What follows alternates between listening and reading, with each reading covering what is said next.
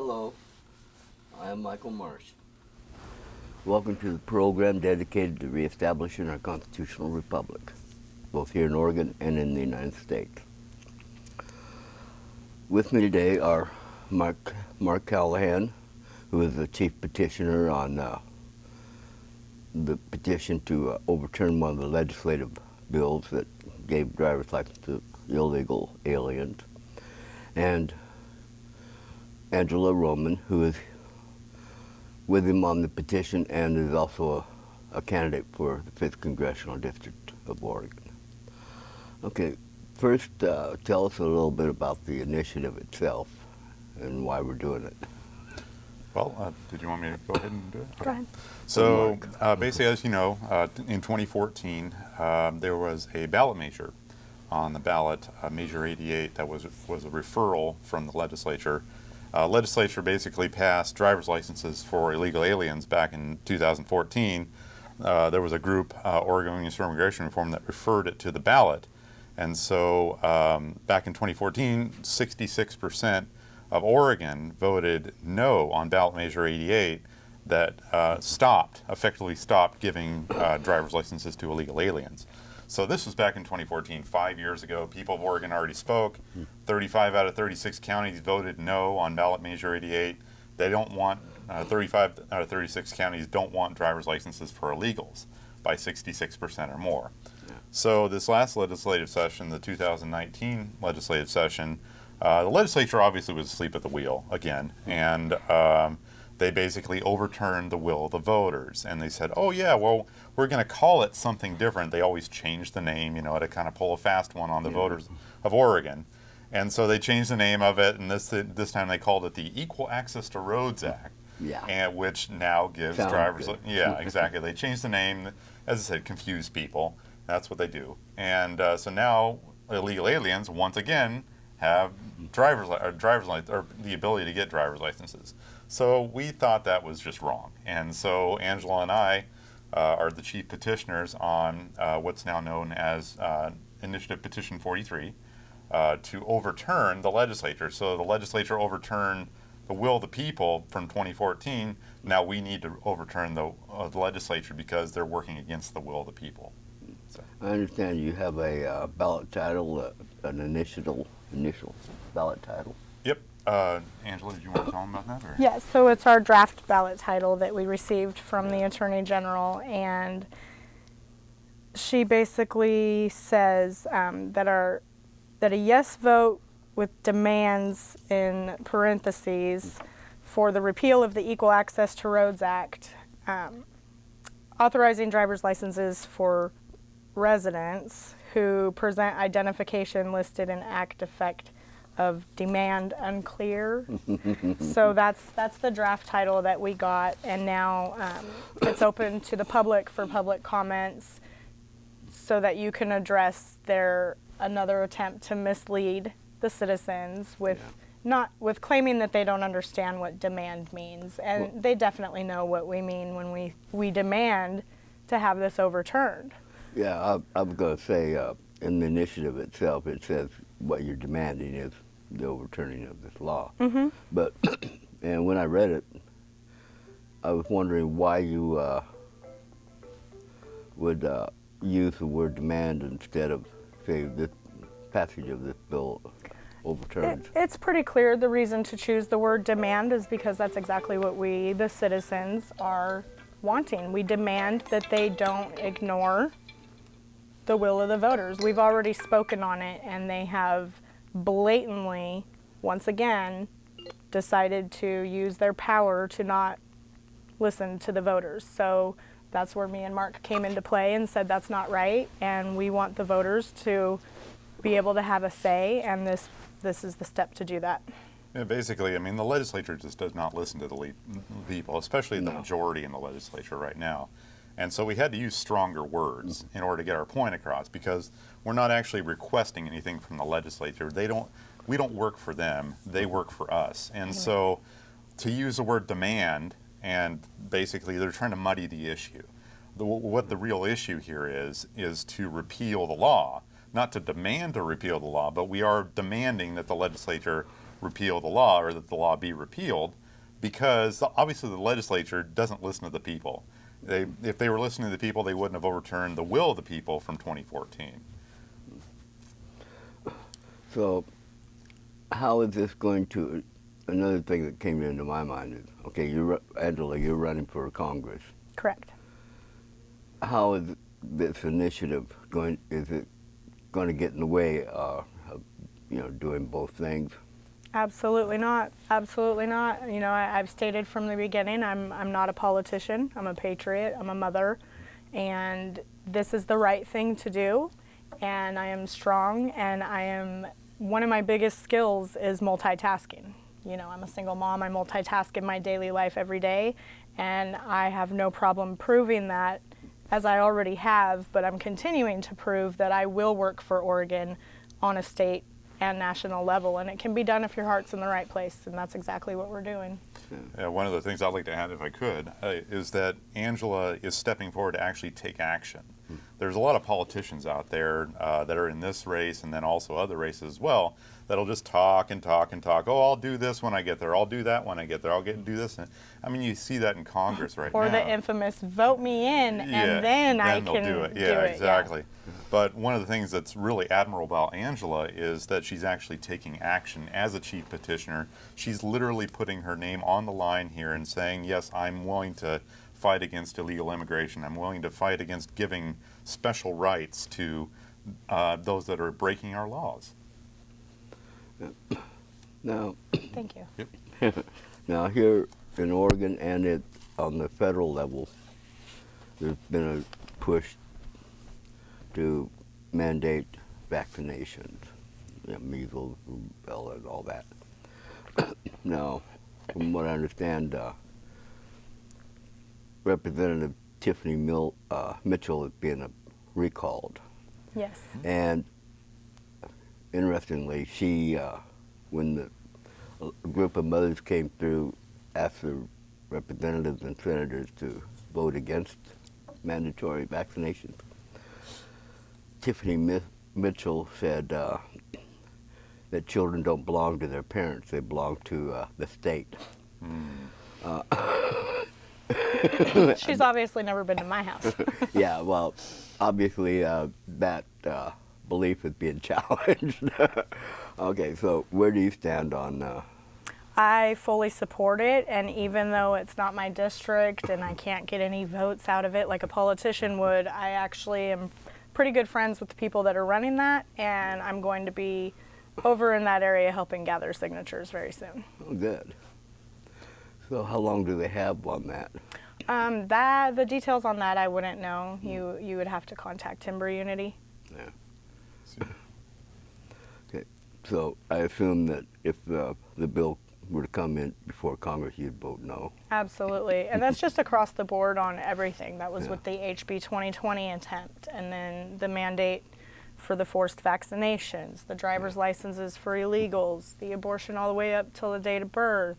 You know, these are things that people don't want. No. So, and these are things that the government just really has no right. We hire the government. My children are mine. They are my responsibility. Yeah. It is not the government's right to tell me what to do with my children on any level. And I will always stand against that. Always. Yeah. I don't know what to really call it. They're calling it an impeachment inquiry, but they haven't voted to actually do that. But if Trump wins re-election, you know, they're going to keep doing it again. Well, interestingly enough, we were listening in on a town hall meeting for Kurt Schrader, and he basically stated that, you know, he was asked the question, where does he stand on the impeachment and if he's going to get behind it or not, and he just a week ago said, I don't want anything to do with it. I'm going to stay in the center because I don't approve of the president, obviously, but I don't want to sign on an impeachment that will guarantee another 4 years of him. And then here it is, just a few days ago, he finally took a stance and said that he's going to support the impeachment. And over here, I'm thinking, thank you.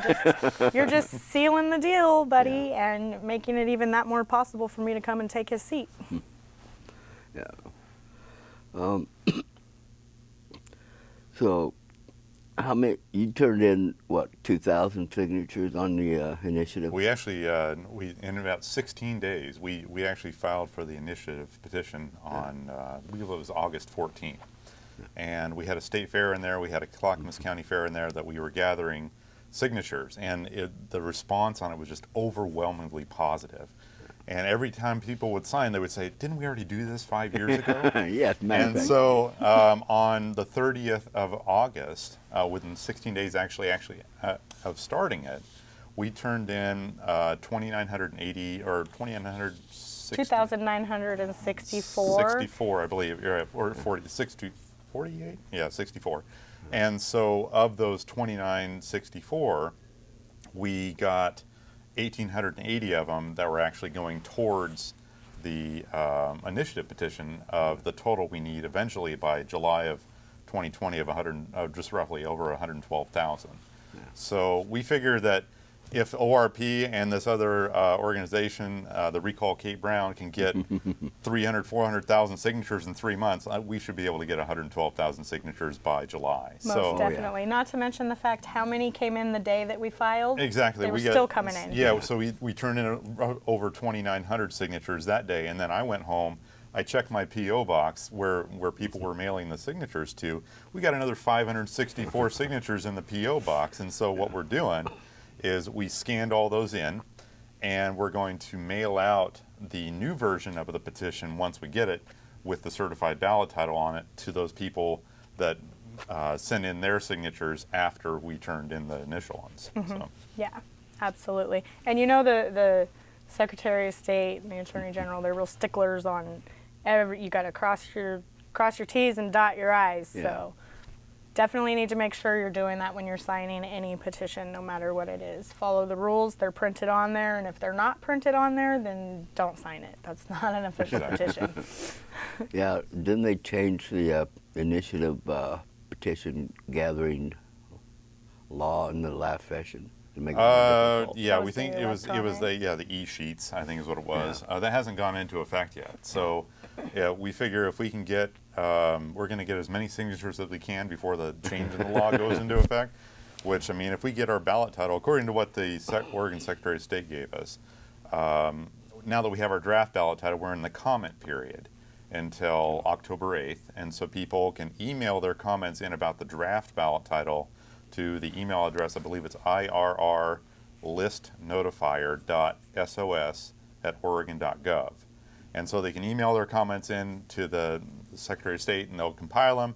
And then the Oregon Attorney General will basically take those comments, compare what she gave us for a draft ballot title, and then develop a certified ballot title, which we'll have by October 23rd. Okay, so hopefully you'll be able to actually start collecting signatures in November. Yes. Hopefully, as Early November, and then from then on, we have until July of 2020 to get the 112,000 signatures, and then it'll be officially on the November 2020 ballot. we probably want to get a little bit of a buffer on that too, so we'll Yeah. probably try to collect about 120,000 as opposed to 112,000. Yeah.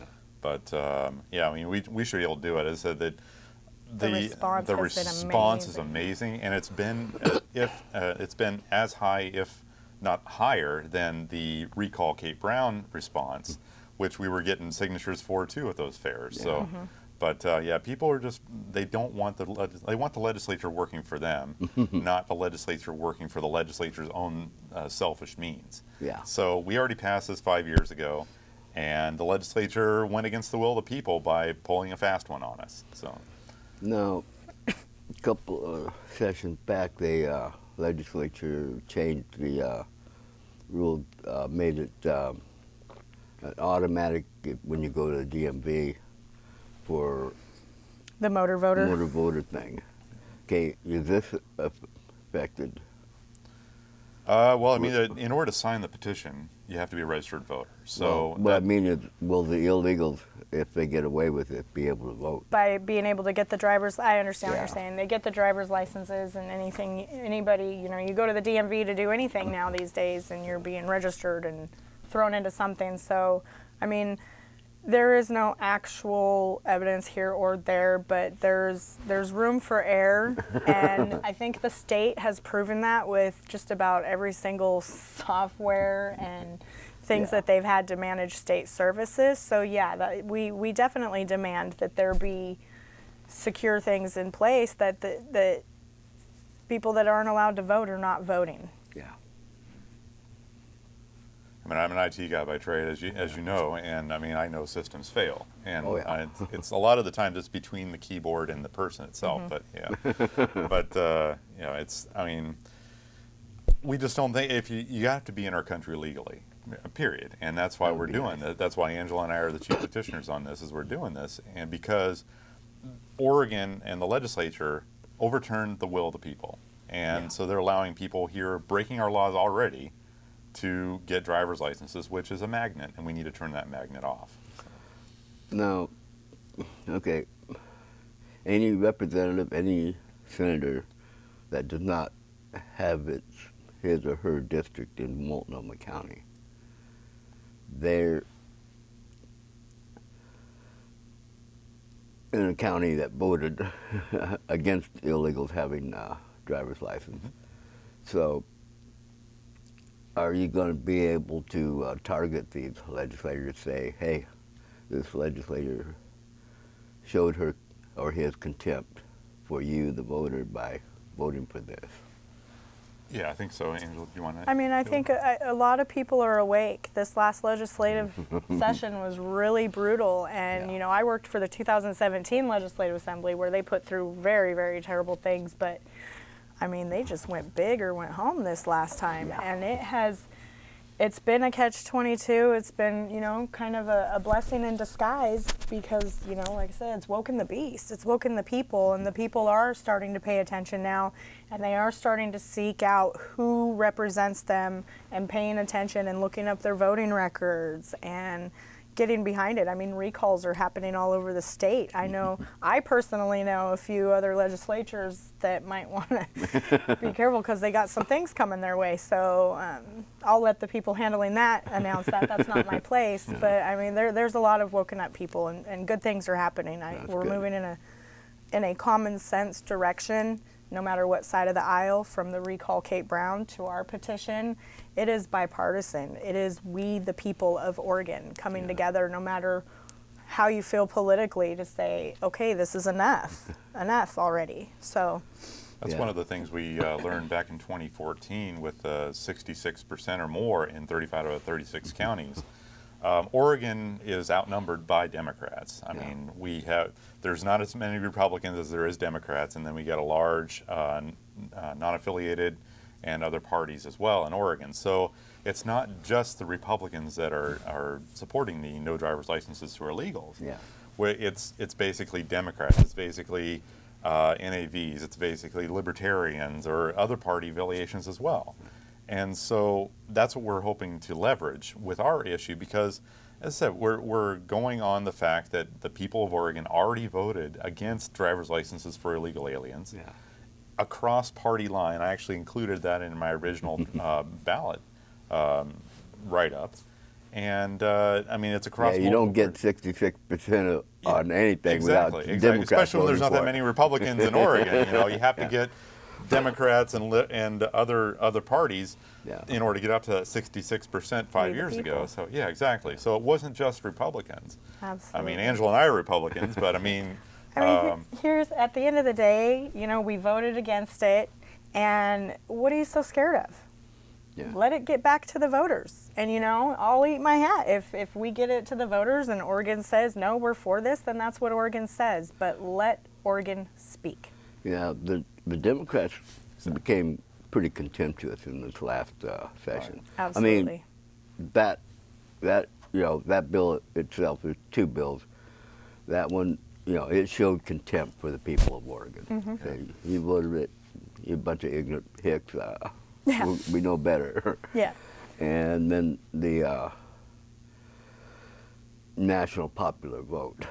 Without, we're going to change the Constitution without asking the people if they want it changed. Isn't it great to live in such a fairy bubble? Yeah.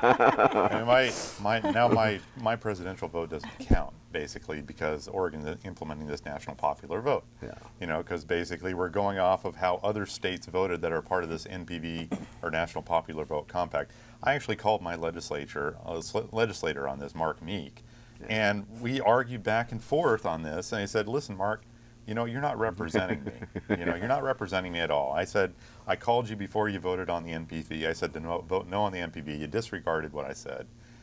He's not representing me. We have far left liberal state legislators like Mark Meek and other people in the state legislature right now that just are not listening to the people. I mean, it's kind of sad, actually, because the Democrats of the 1960s and 50s are a lot different than the Democrats of now. The Democrats of the present day are so far left, so radical. Hijacked. Yeah, exactly.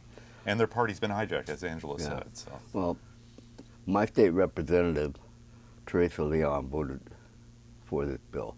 But I will give credit to my state senator, who is Peter Courtney. He voted against it.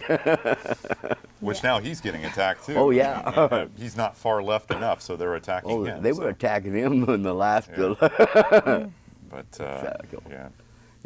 I mean, to be honest, there's even legislatures who agree, and at the end of the day, and that's one of the reasons why I'm running, is the legislatures don't really remember who elected them and put them there, and whether we agree on something or don't disagree, you need to stay engaged with us. You need to get back to us. You need to keep that dialogue open, and that just isn't happening in government in general. So, except for the Oregon 11, kudos to them.